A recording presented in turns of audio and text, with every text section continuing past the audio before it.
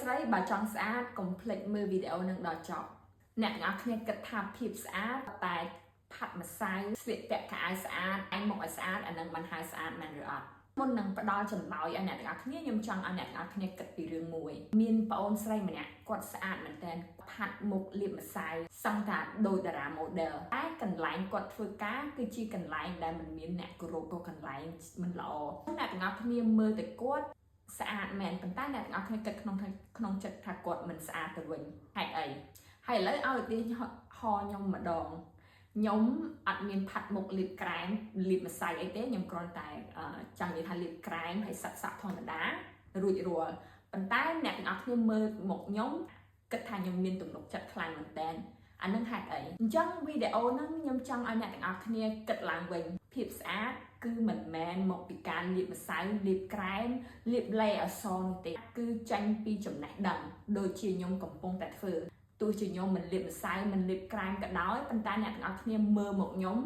មានភាពតាក់ទាញដោយសារអីដោយសារខ្ញុំប្រើចំណេះវិជ្ជាដើម្បីតាក់ទាញចិត្តរបស់អ្នកទាំងអស់គ្នាខ្ញុំចង់ឲ្យអ្នកទាំងអស់គ្នា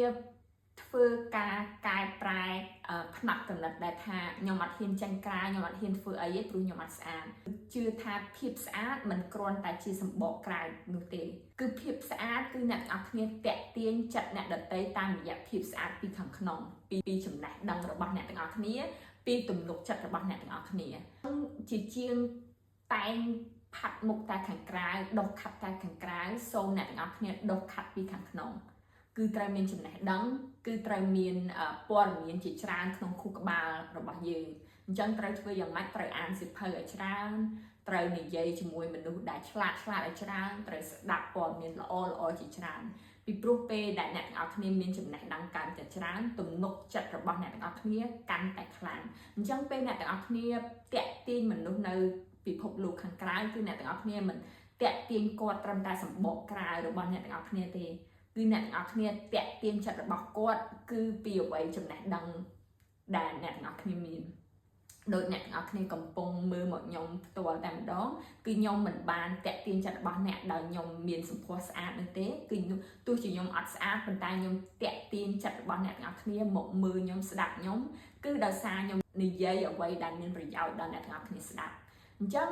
ពេលទោះជាខ្ញុំអត់បានផាត់មុខអត់បានលាបម្សៅគឺខ្ញុំនឹងមិនខ្លាចនៅក្នុងការនិយាយនៅខាងមុខ